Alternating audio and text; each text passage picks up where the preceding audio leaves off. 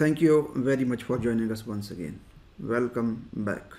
We are discussing financial management, and this is our fifth lecture on financial management. And this is the first lecture on working capital. While discussing the financial management and its objective, we have discussed that the objective of the financial management is to manage the finances of the organizations to achieve the financial objectives, and the financial objective of the organizations are to maximize the wealth of the shareholder. While discussing the financial management and its objective, we have discussed the component called financial planning, and this financial planning can be of short term, medium term or long term. In the short term, we discussed we will manage working capital. I have classified the total working capital into 9 different sections, and we will discuss all this one by one. So first of all is, what is working capital? Working capital is capital used in day-to-day operations of the business. This is called working capital. And this is calculated current assets less current liabilities. Working capital tells us the liquidity, efficiency and health of the business. And working capital tells us the ability of the organization to manage its current liabilities, and current liabilities mean liabilities that require to be paid within 1 year. As we discussed, there are 2 components. One is a current assets, one is a current liabilities. So if these current assets are greater than current liabilities, give us assurance about the smoothness of the business. If my current assets are equal to current liabilities, no doubt the organization will be able to manage its current liability, but still the management will be under pressure and a lot of controls will be required to get the money on time. And in the last option, in case the current assets are less than current liabilities, then it will create distress and disruption in the business, because the business will not be able to make payment to the supplier on time. Then ultimately supplier will stop the supply, and it will create distress and disruption in the business. To understand the working capital further, we need to understand there are 2 major things in the working capital, and there is a slight difference in between these 2. These are working capital in hand and working capital requirement. If someone is asking what is my working capital, it shows that what is the current status of the working capital. It will be based on the historic results. So how I will calculate it? I will say current assets less current liabilities. So current assets less current liabilities, it will give me the working capital of the business. And the working capital requirement, on the other hand, is the future requirement of the business to run day-to-day operations. So we will see how to calculate the working capital requirement. We will learn how to calculate working capital in hand.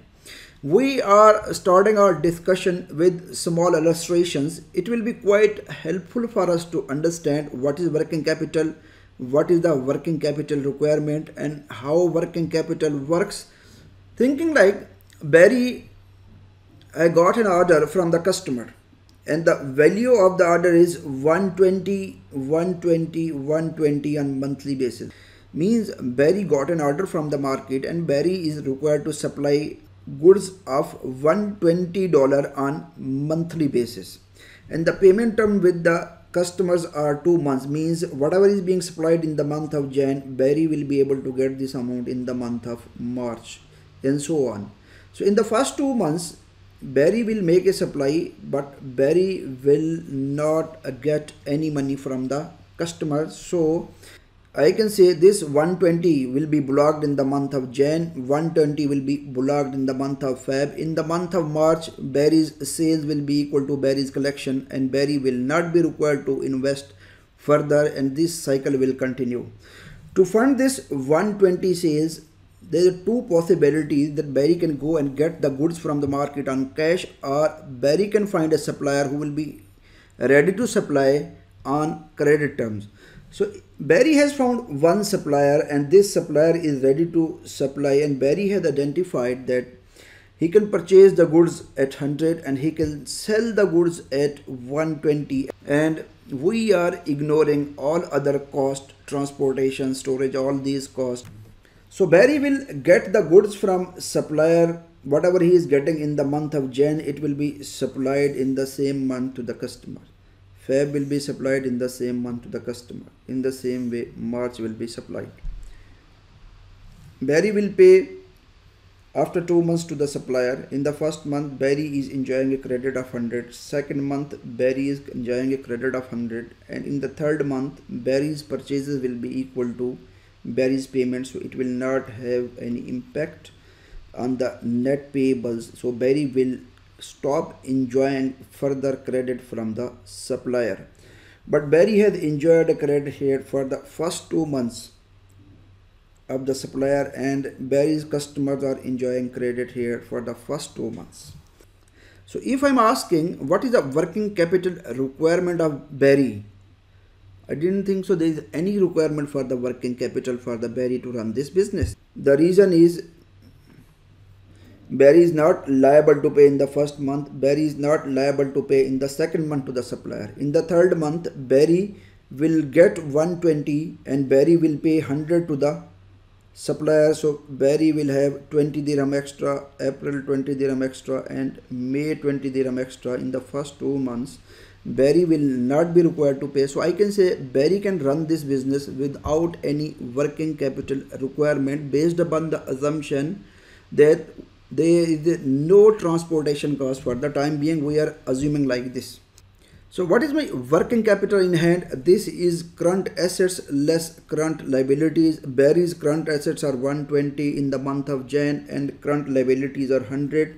So 20 is the working capital. In the same way, next month 20, and afterward it will become 0. So we can say here, we will learn two things. What is my working capital? My working capital is current assets less current liabilities. What is my working capital requirement? This is different from the working capital in hand. In the next example, almost everything is same except one thing, that the customer is asking, customer will pay money after 3 months instead of 2 months. So Barry will be required to pay to the supplier in the month of March, but Barry will get money from the customer in the month of April. So Barry will be required to fund this Jan purchases from its own pocket.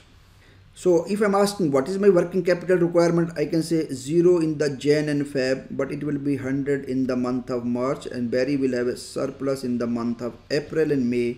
And what is my current assets less current liabilities? 100 more has been stocked in the current assets, so it has gone from 20 to 120 due to this 100 payment to the supplier. In the third illustration, third scenario, almost everything is constant as compared to the scenario 2. Only one thing is Barry has started maintaining 1 month finished goods inventory as well. When the Barry is planning to maintain inventory 100 in hand, definitely Barry will go and buy 200 from the supplier. Out of this, 100 will be kept in the stock and remaining 100 will be supplied to the customer. So we have noticed here that 100 more has been stocked in the finished goods as well. So Barry's working capital requirement has gone up from 100 to 200 in the month of March. So in the month of April and May, Barry will have the surplus. And what is the current assets less current liabilities? This 100 finished goods has been added in the current assets as well. In the month of Jan, Barry's current assets are 120 plus 100, 220. These are current assets, and Barry's current liabilities are 200. So 20 is the net, we can say, net working capital. So what is our takeaway and questions that are striking our mind? First of all, working capital. This is the amount required to run the business. Yes, we have observed what is the amount and how this amount is being injected in different stages and in different categories. Working capital components, we have observed these are the current assets and less the current liabilities. How can we calculate working capital? We have calculated current assets less current liabilities. This is my working capital. We have observed that increase in current asset will block Barry's funds. We have noticed then when the finished goods stock was being increased, Barry's funds was being blocked. When the debtor's payment term was increased, Barry's funds were blocked. So it will be increase in current liabilities will fund Barry's business and vice versa. Working capital will not change unless these are the major categories. If these things are not being changed, working capital of the business will not change.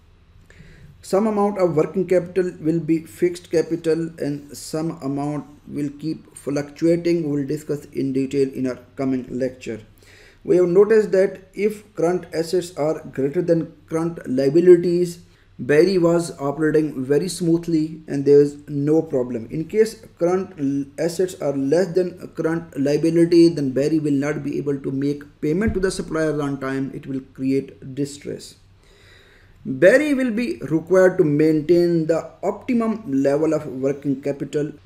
We will learn this, how this can be managed, and we will learn this in the working capital management.